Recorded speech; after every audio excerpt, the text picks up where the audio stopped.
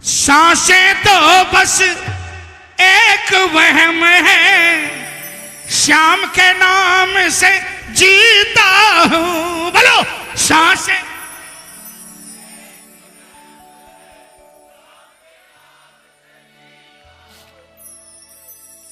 कई लोग इस बात को मजाक में उड़ा सकते हैं।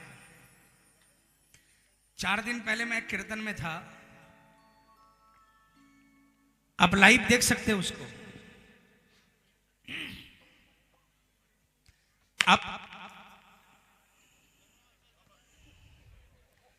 आप उसको लाइव देख सकते हो। एक बंदा कीर्तन के अंदर में एक बंदा खड़े होकर बोला कि कोरोना के अंदर में उसके एक रिश्तेदार को डेथ सर्टिफिकेट दे दिया। भाई साहब प्लीज, डेथ सर्टिफिकेट दे दिया और उसकी बॉडी पैक करके चेन्नई भेज दी गई। लेकिन जब वो जिंदगी और मौत से जूझ रहा था ना, तो बाबा का वस्त्र उसके गले में पहनाया गया था। और जब वहां पर बॉडी रिसीव करी गई और जब उसके अंतिम संस्कार के लिए बॉडी को खोला गया, वो बंदा जिंदा खड़ा हो गया और वो आज तक जिंदा है। मुझे एग्जैक्ट डेट शायद ये 20 तारीख या 21 तारीख के कीर्तन की बात है, पंजाब में कीर्तन हुआ था। क्या मानते हो आप इसको?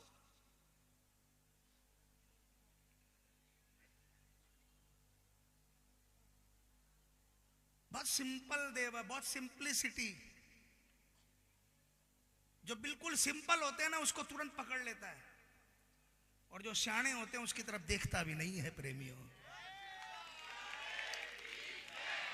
ये ताम झाम वाला देव नहीं है।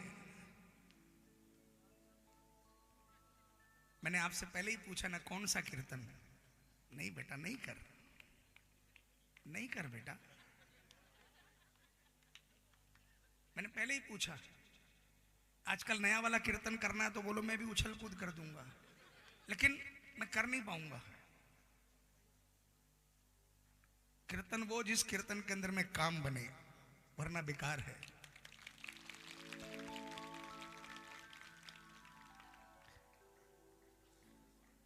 मैं तो निवेदन करूंगा, देखो भैया हमारे कैमरे वालों, आप लोग जो आगे पीछे दाएं बाएं ना 10 12 5 15 फोटो एक साथ खींच लो। फिर उसके बाद आप भी एक जगह कोना पकड़ लो अपना, और मैं तो निवेदन करूंगा आप मेरे साथ भजन गाओ। आपका अपना स्टूडियो बना देगा बाबा। मजाक नहीं कर रहा मैं। जिसकी आप फोटो उतार रहे हो ना, उसकी कभी दुनिया फोटो उतारा करती थी। मैं सड़क पर था, लेकिन श्याम बाबा को नहीं जानता था। किसी ने श्याम के दरबार के बारे में बताया और इस दरबार में कदम रखा। बस उस दिन के बाद से कभी पीछे नहीं घूमने दिया बाबा ने। हमेशा अपना पावर से हमेशा ऊपर उठाता चला गया, कभी नीचे नहीं उतारा बाबा ने। हाँ, मैं अपने स्वार्थ से गाने आता हूं, ये मैं भी नहीं जानता इसकी क्या मर्जी है, लेकिन ये जरूर है आज भी मुझे वो पहले 10 साल जो मुफलिसी में इसको भजन सुनाया और बिना स्वार्थ के सुनाया, आज भी वो दिलो दिमाग पर छाए हुए हैं वो 10 साल। अगर वो 10 साल नहीं होते तो आज मैं यहां नहीं होता। प्रेमी, बिल्कुल सच्चा दरबार है। इस दरबार के अंदर में आप सिर्फ और सिर्फ सिंपल भाव से बाबा को भजन सुना दो, कसम खाटू वाले की, कहीं और भटकने की दरकार ही नहीं पड़ेगी आपको। आखिरी दरवाजा है। और सुन लो, जिसका इस दरबार में काम नहीं बनाना, उसका कहीं बन भी नहीं सकता, ये भी गारंटी है। क्योंकि जिनको वरदान दिया भगवान कृष्ण ने, याचक बने हैं कृपा निधान, जो इनके पास था, और जब इन्होंने मां को वरदान, मां को वचन दिया का साथी बनूंगा तो भगवान कृष्ण भी सोच में पड़ गए, अब तू क्या करेगा, तेरी माया साम दाम दंड भेद कुछ काम नहीं आएगा, 3 बाण के आगे सब कुछ खत्म हो जाएगा। तब भगवान कृष्ण को ब्राह्मण का वेश बनाकर छल से शीश का दान लेना पड़ा। और बर्बरीक जी ने 1 मिनट नहीं लगाई, तुरंत अपना शीश दान में दे दिया। तब भगवान ने कहा था कि अब तूने जो मां को वचन दिया है कि हारे का सहारा बनूंगा, वो महाभारत में तो काम नहीं आया, लेकिन कलयुग में आएगा। जो सारी दुनिया से हार कर आएगा वो हार कर वापस नहीं जाएगा।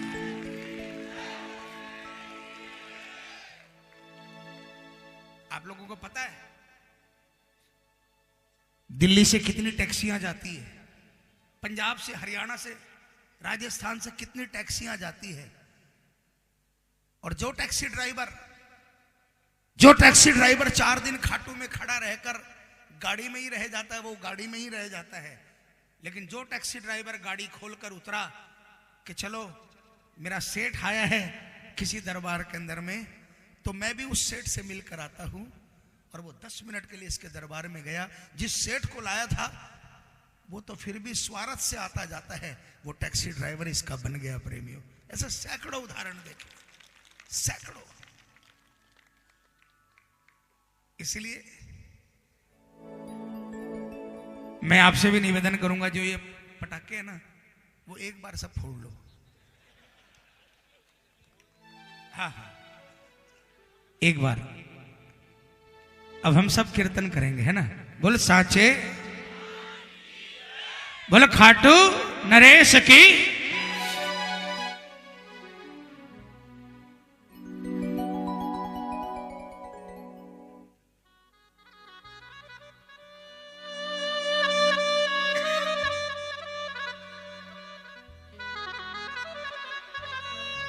आइए,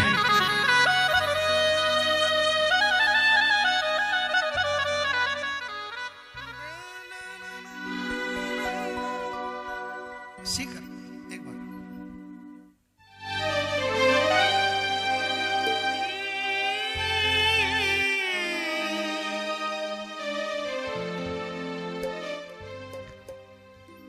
कन्फेशन, कन्फेस करना। कन्फेस का मतलब समझे? कन्फेशन का, हाँ, अपनी गलती को स्वीकारना, इसके सामने खड़े होकर कभी भी झूठ नहीं बोलना। हम लोग कह देते हैं मंदिर में जाकर, बाबा मैंने क्यों ही कौन चाहे, सब झूठ बोलते हैं, है ना? बाबा को बोलिए कि बाबा चाहिए मुझे, गृहस्थी जीवन आपने दिया है, ये बच्चे दिए हैं, इनको पालने के लिए मकान चाहिए, आज के जमाने के हिसाब से गाड़ी चाहिए, सब कुछ चाहिए, लेकिन उससे पहले आप चाहिए बाबा, आपके बिना कुछ नहीं चाहिए। अगर आप ये सब कुछ सामान देकर, ये साधन देकर अगर मुझे अपने से दूर कर दोगे तो नहीं चाहिए ये सब। अगर इन संसाधनों में उलझकर आपके दरबार में जाने का मन हुआ, लेकिन मैंने ये सोचा अभी तो ये व्यापारी आएगा, अभी तो ये परिवार में फंक्शन है, अभी तो ये परिवार में फंक्शन है, तो बेकार है वो कृपा, नहीं चाहिए वो कृपा। नरसिंह जी को जब टूटी गाड़ी लेकर चले थे ना, नरसिंह जी, जब चिट्ठी आई थी नानी बाई के ससुराल से, हीरे मोती जवाहरात की डिमांड लिस्ट आई थी, नरसिंह जी ने तो देखी भी नहीं, लेकर भगवान कृष्ण के चरणों में रख दी, तू जाने और तेरो। भगवान ने वहां भी परीक्षा ली, टूटी गाड़ी में ले नरसिंह जी जा रहे हैं, 10-5 मोड़े साधु संग में जा रहे हैं, भगवान ने मुनीम का वेश बनाया और रास्ते में कई गाड़ा भर भर कर हीरे मोती जवाहरात और वस्त्रों का लेकर आ गए और कहा, नरसिंह जी मैं कन्हैया का मुनीम, कन्हैया ने तेरी बेटी का भात भरने के लिए हीरे मोती जवाहरात भिजवाए हैं। नरसिंह जी ने क्या कहा पता है? जाकर कह दे तेरे कन्हैया ने वास्ते लगा दे इन हीरे मोती जवाहरात में, मेरी बेटी का भात इनसे नहीं भरा जाएगा, मेरी बेटी का भात तो तब भरा जाएगा जब मुरली वाला रुक्मणी और भामा को लेकर आएगा और अपने हाथों से अपनी बहन नानी को चुनरी उड़ाएगा, तभी मेरी बेटी का भात भरा जाएगा। कृपा बिन